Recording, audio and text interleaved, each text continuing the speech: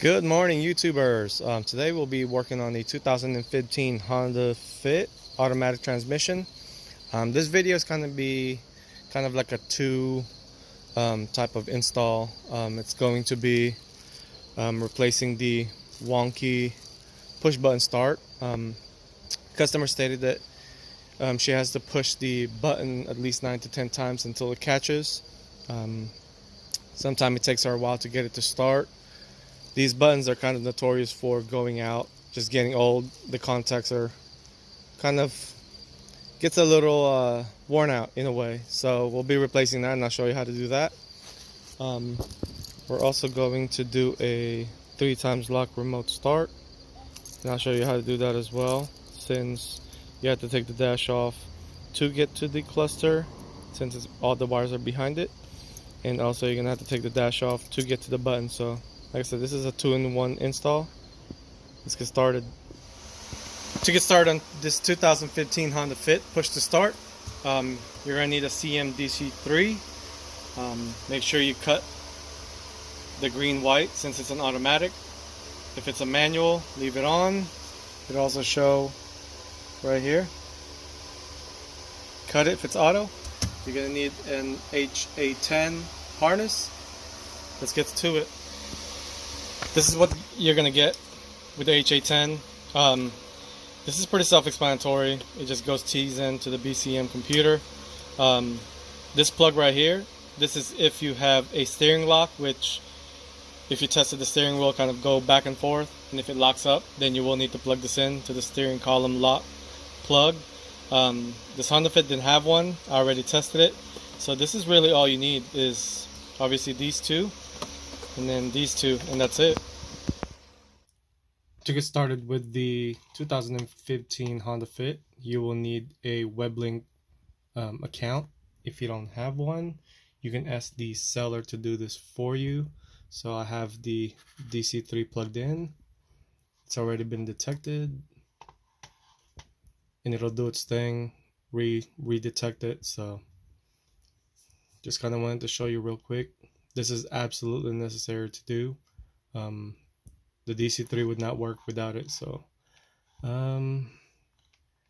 first things first, let's do the configure new model.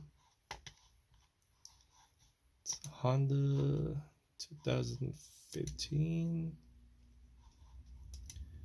Fit. It's a push to start. This will not work on the standard key, so push to start automatic. They are not doing the drone, so that's off.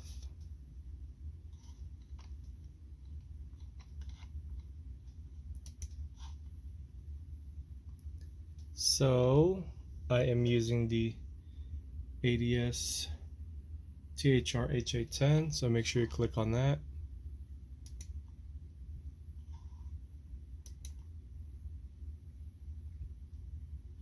And we'll be doing the 3 times lock sequence at 15 minutes runtime. All of these are pretty much pre-selected for you. It'll detect tach signal and things like that. So just to kind of show you, there's quite a bit of things in here. So I'll go ahead and double check everything and then show you the next step when it starts to flash. So we ended the video of just kind of showing the different options that you would need to change if you wanted to. You don't really have to change anything, but we are on the process of flashing now. So once you have everything, just kind of double check. It's a 2015 Honda Fit, push to start automatic, 3 times lock sequence, and the only reason why I did choose the ADS THR HA10, it's the harness that would allow you to do the takeover so the vehicle would not shut off. If you chose the HA7, the vehicle will shut down upon opening the door. So just make sure you choose the HA10, that way it doesn't shut down for you.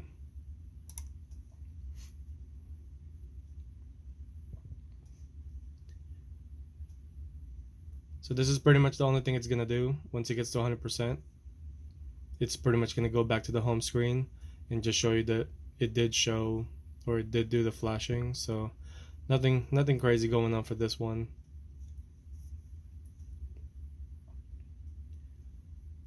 It's almost done, so just showing it's flashing. That's what it's going to be doing, is flashing green.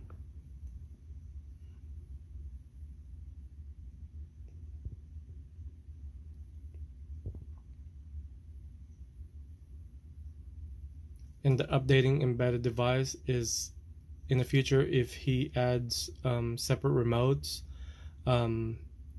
instead of taking it back out and doing the update, it's better to do it now. So if it does decide to do it in the future, just plug in the antenna, program it, and that's pretty much done. There's no need for the brain to come back out and do all this sequencing and process.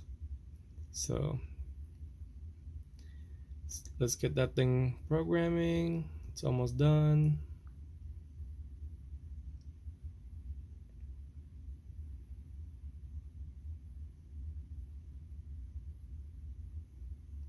It's taking a little bit longer than usual.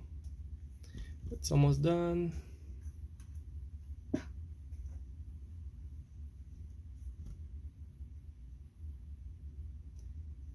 Now this is a clone process, meaning once you get to the vehicle and you do the first procedure, it will copy the information of the key in the vehicle, and then you'll come back to the computer and then plug it back in and continue the extending program, meaning it'll complete and do all the decoding and stuff like that and embed it to the DC3. Like I said, this is a two-stage process, so I will be showing you the process on that, so you're not missing out on anything.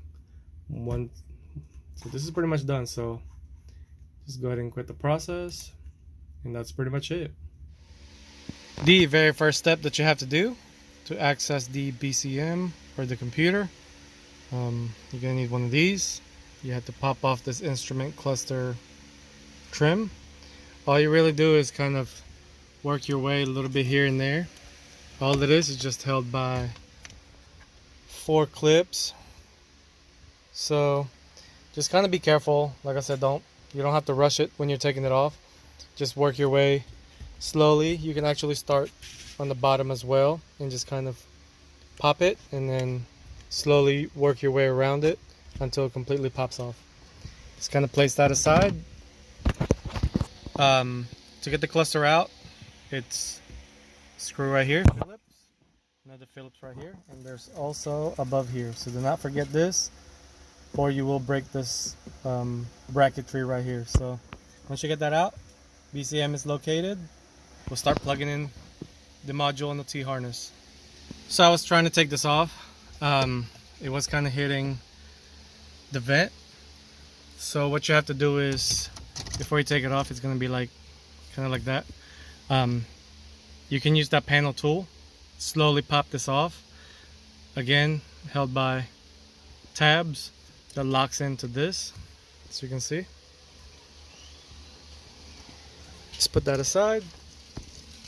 This vent do have to come off same way. Use your panel, start from the top, and then it'll go towards you. Again, nothing but clips, nothing fancy. Just kind of have to work it slowly until you get it out. Let's put that aside. And now you can access the radio. Not the radio, sorry, cluster. But the radio do still need to come off, as I'm replacing the engine button start as well on this one. So yeah, radio later, but the cluster is for now. Once you get the cluster kind of out, there's going to be one plug. Do not tug on it. Show you, I already released it. So you just have to press on this tab right here to release the lock. Then you can now take the instrument cluster off. And this is all the parts that you will need. Just to kind of show you, let me get the light real quick. If I recall, these 2 plugs. So you're gonna mount the DC3 right here. Obviously the harness kind of around this area. And that should be the only thing we need to do. Alright, since we're taking off the instrument cluster anyway, might as well take the radio off.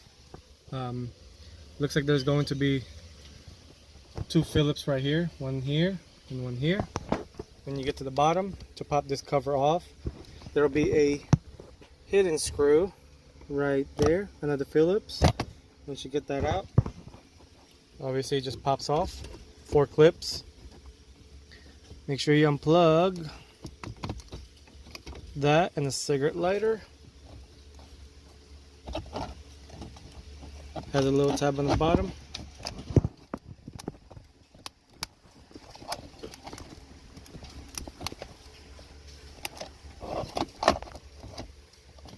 Actually, we don't even have to take that off, so except for this one, since it's a short wire, just kind of leave that there. Then let me see what else needs to come off. I forgot there was a Phillips in here as well, so take that off. Alright, when I got inside, let me get this real quick. Turn the flash on. There you go. Now there is a hidden screw. See if I can get it located right here. Right there. Do not just yank on the radio. You have to take off this security bolt. Nothing but an 8mm. You just kind of have to crawl under and take that off. It's kind of a pain, but you will see it once you get under. Once you get that security bolt under, you can go ahead and pop the radio off. Unplug everything, and you should be able to access the bottom. If not, if I can't get to it, I'll show you what I need to do to get that out as well. But you need to take the radio off as it overlaps to the climate control. Let's go ahead and do that. I was able to access the button kind of peeking from here and coming from here. So I didn't even really have to take off this part. All it is just these little 2 tabs right here. So you can see, just have to push it in. But you can't access it, or you can't try to pop it off, or you'll damage this. So you'll need to get into this opening right here.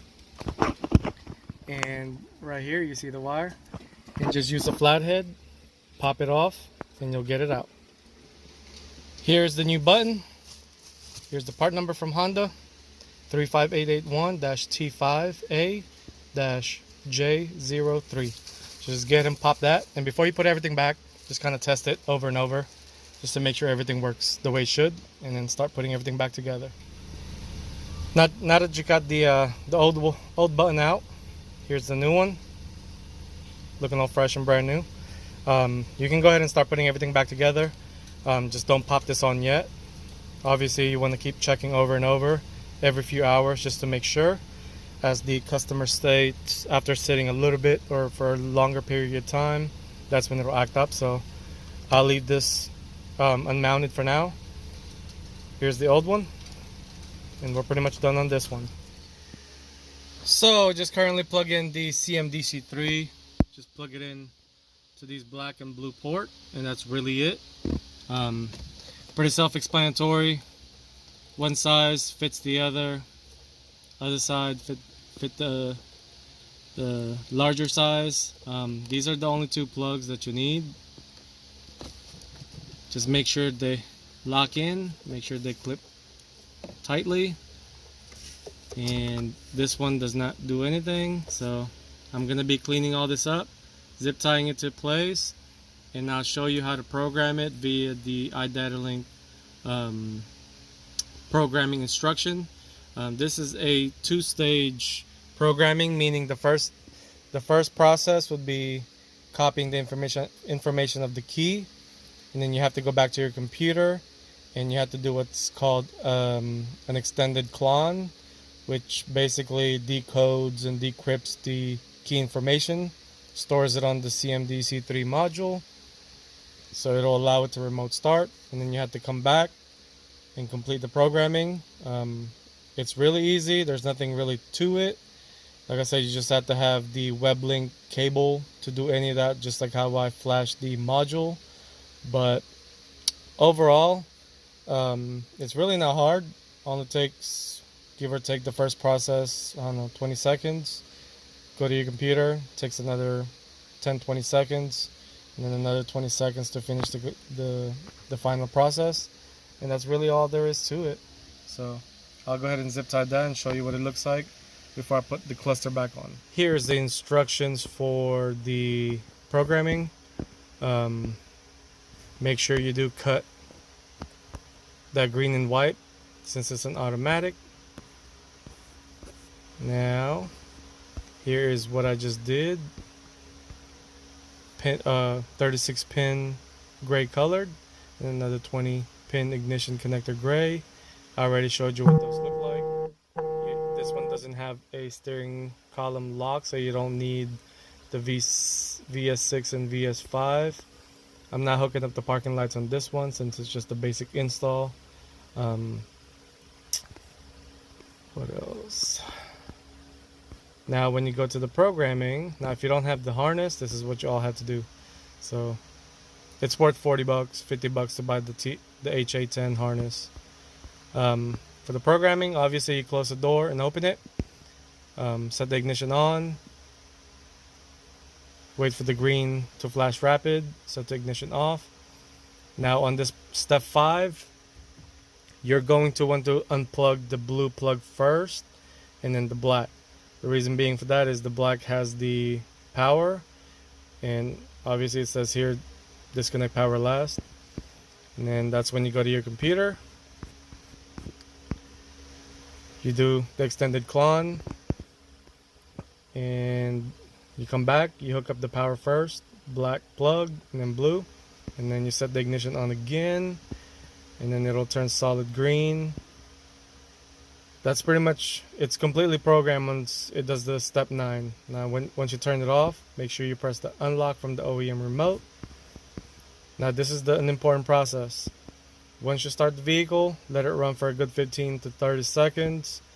Hold the brake, press and release the module programming button, which is on the side of the DC3. Release the brake pedal. Once you see the LED flash 2 greens, that's completely much it. To test it, just press the lock button 3 times, and that's all there really is to it. So here is the end result. Like I said, just kind of zip tie neatly. Use that box as the holder. Don't make these things so tight because you kind of want them to move a little bit. Just kind of zip tie them together. Not like loose, but has wiggle room. It's not really going anywhere. So make sure all your plugs are connected, and then put back the instrument cluster, and you guys are done. Alright, everything is done. I'm just going to show you how to use the factory remote start. Factory style. Just press lock 3 times. 1, 2, 3.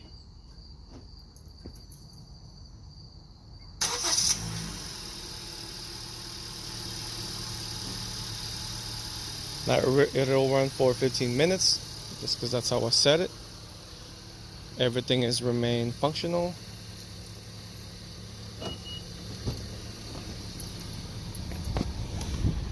When you get in the vehicle, obviously nothing will be on. The radio will not be on except for the climate control. All you have to do is step on the brake, and the blower motor will shut down, but it will kick back on, which is normal for these push to start button type of Hondas. Once you step on the brake,